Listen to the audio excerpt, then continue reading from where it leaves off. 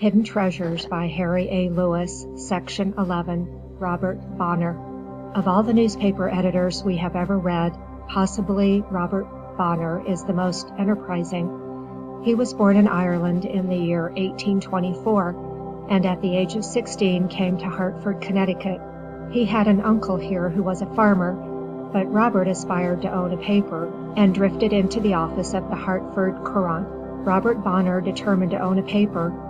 He, therefore, set about it, working faithfully every day and overtime, saving his money. He mastered his business, becoming an expert compositor.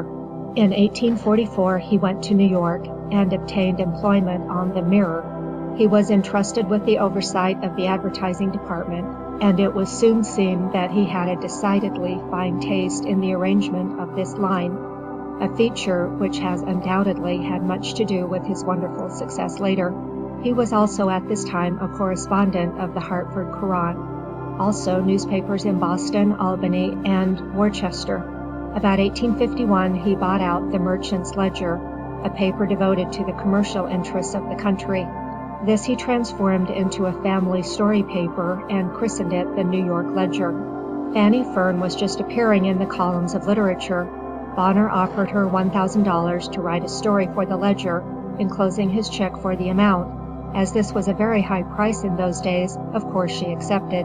Then the papers throughout the country were full of advertisements. Read the $1,000 story in the Ledger. Read the New York Ledger.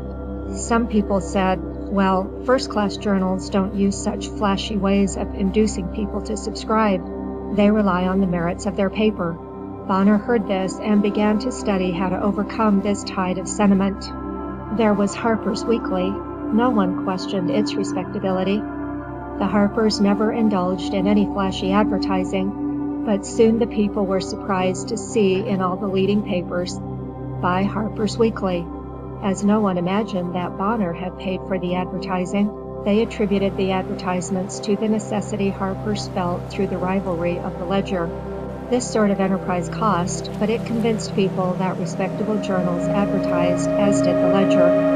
People said it was cheap, trashy literature, etc. Mr. Bonner at once hunted up Edward Everett, who was recognized as the representative of New York refinement. This was a most opportune time for Mr. Bonner, as Mr. Everett was trying to raise a large sum with which to aid in beautifying the home and tomb of Washington.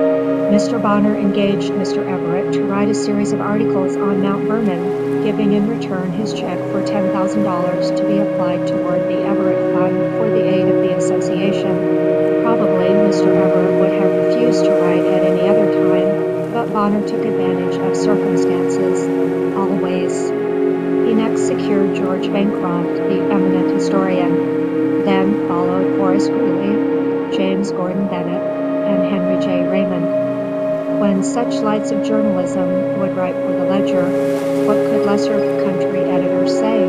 Next came a story by Henry Ward Beecher, who was followed by Dr. John Hall, the great Presbyterian divine, Bishop Clark, Dr. English, Longfellow, Tennyson, and others, including a series of articles from the presidents of the leading colleges throughout the country. Mr. Bonner is a Presbyterian, being a member of the church presided over by Dr. John Hall on Fifth Avenue. He has given many thousands of dollars to various institutions and charities. He owns the finest stable of horses in the Union, among which are such as Maud S. His first great trotter was Dexter. He never allows one of his horses to trot for money. Mr. Bonner is getting along in years, but still attends to business. His paper has at times attained a circulation of 400,000 copies each issue. End of Section 11, Robert Bonner. Recording by Dion Gimes, Salt Lake City, Utah.